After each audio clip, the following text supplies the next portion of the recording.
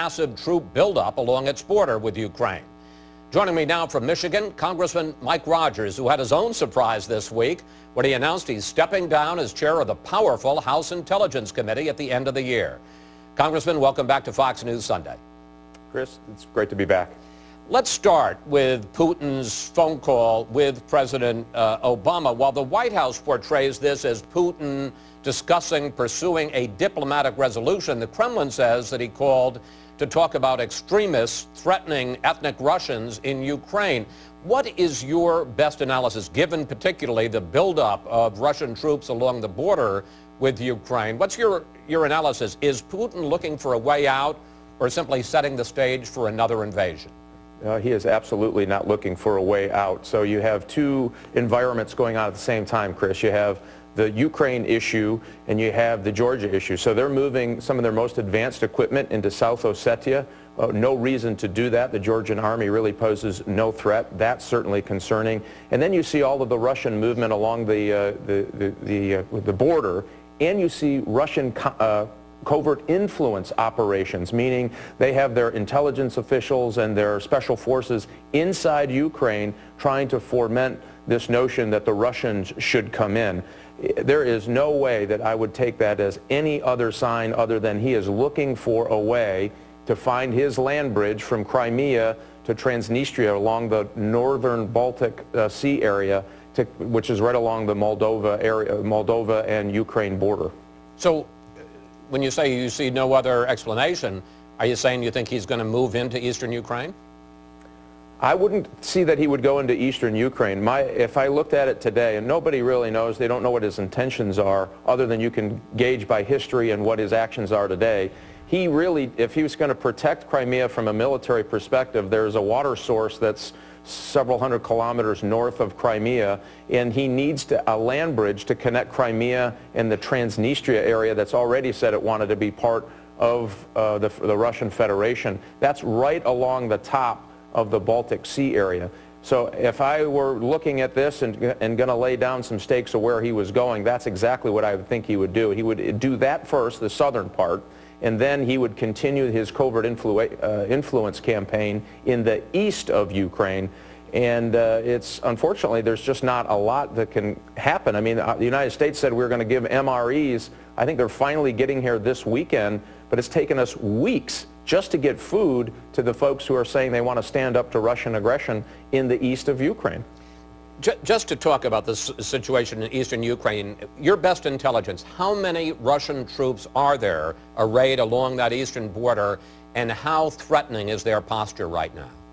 Yeah, we see tens of thousands, and it's not just the number of troops, it's the kind of troops and the kind of configuration. What units are along that border and what could they accomplish?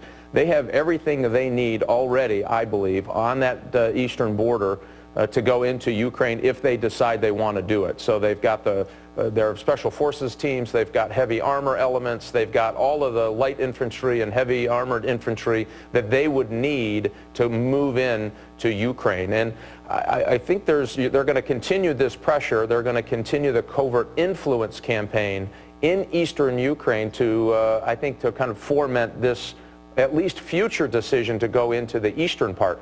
I would look at the south. I think that there is real possibilities that he wants to gain that ground in the south.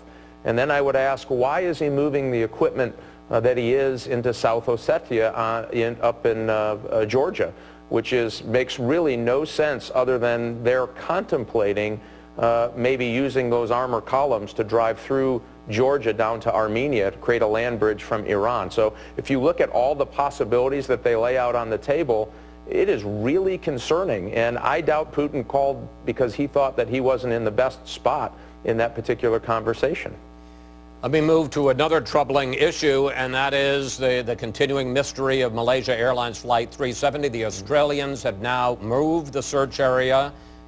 We put a map up, as you can see, about 700 miles northeast, closer to the coast of Western Australia. Based on new radar analysis, Congressman, they're finding more debris in the area, although they haven't, at least so far, been able to link it directly to the flight. How confident are you that they are now looking in the right area? Well, I can't say the right area because debris moves and the weight of the impact and the heaviest part of that aircraft probably went down at least on some angle. So the debris field can move, and that's what's so difficult, I think, and presents such a huge challenge. The probability is very, very high that that aircraft is at the bottom of the Indian Ocean somewhere, and it is going to take some time. Remember, this is planes are big, but they're not big in relation to the Indian Ocean, and so this becomes a mathematical and a little bit of luck equation for them as they're continuing their patterns for search. The FBI, for some period of time now, more than a week, has been examining the computer hard drives of the two pilots who were in the cockpit that night, as well as the hard drive for the flight simulator of the lead pilot. And there are reports that they have done a thorough examination and have come up empty, have come up with a dead end. Question, is that true? Well, I have seen nothing yet that has come out of the investigation that would lead me to conclude that there was anything other than a normal flight, that something happened, something went wrong. Now again, they're going to compare the forensics on the computer with a full background on not only just the pilots, but every crew member and every passenger on that aircraft. Will take a tremendous amount of time to do that. So there is, we're just going to have to be patient, I think, as this thing unfolds. And the only way to really find out what happened is to try to find the airframe itself, or as much as that's intact, so that they can do their forensic investigation on that. That will be the best place to make the final determination of what happened, barring if there was some conspiracy, and it's pretty hard in the world to keep conspiracies quiet, that there was some conspiracy that they could uncover in the portion of the human portion of the investigation, the passengers and the crew. Congressman, let's turn to the Benghazi terror attack, because the former acting director of the CIA, Michael Morell, is going to be testifying before your House Intelligence Committee this week in open hearing.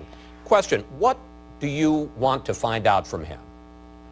Well, we've had two hearings with Michael Morell, both in a classified setting, and I thought it was appropriate. So since his last time testifying in front of the committee in a classified session, we've had some additional information. I think it's important for him to have the opportunity to answer questions on the public record and allow the public to see. The House Intelligence Committee has done more investigative work, more public hearings, more hearings, more committee time hearings, more subcommittee hearings than all of the other committees. But is there a specific, sir, is there a specific question or a specific issue that you want to resolve with him? Well, I think we do. There's the fact of the memo and the talking points is important. Many believe that there was political influence on the changing of those talking points in that particular, in the days that happened right after the event. We need to make sure if that in fact is not true. Additionally, we know that facts on the ground said, hey, that the State Department folks were requesting help and didn't get it.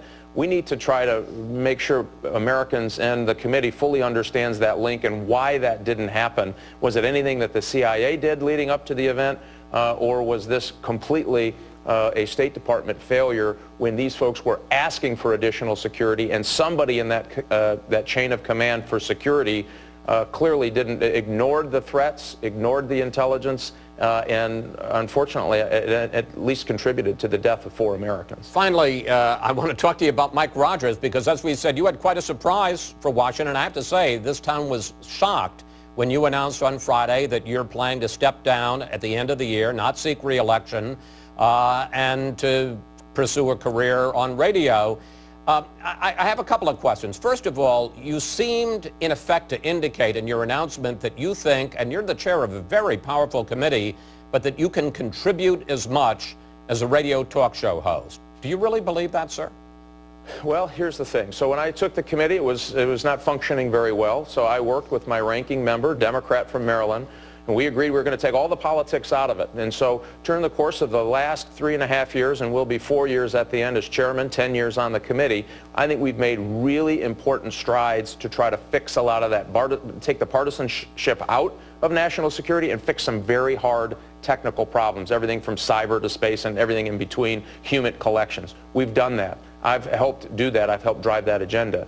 You know, it was an interesting opportunity when you see the level of debate today, Chris, on national security issues and foreign policy.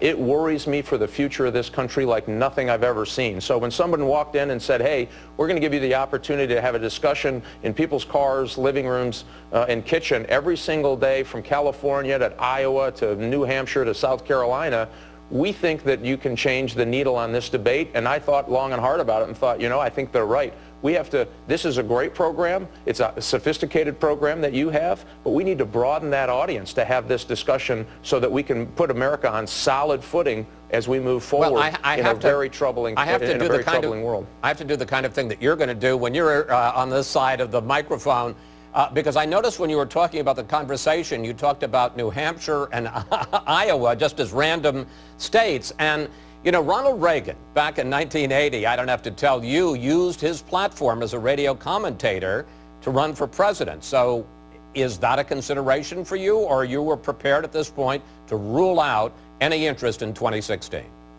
Wow, Ronald Reagan used his platform on radio to run for president of the United States? I had no idea, Chris.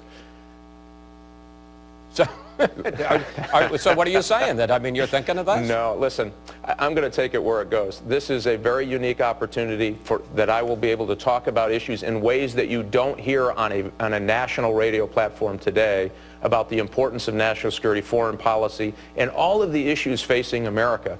And, you know, to have that intimate conversation with listeners was very appealing to me all across the United States. My goal here is to be as engaging as I can and to get listeners' opinion. And if I can move the needle on the debate, there's a lot of celebrity politicians that are using issues candidly in Washington, D.C. today that are detrimental to the national security of the United States, and the politics in Washington has gotten as small as I've ever seen it. Well, I'm just going to ask you, I have to ask you, because we're over time. When you say celebrity politicians, you want to name one? Oh, I think your listeners are smart and savvy enough to make their own list.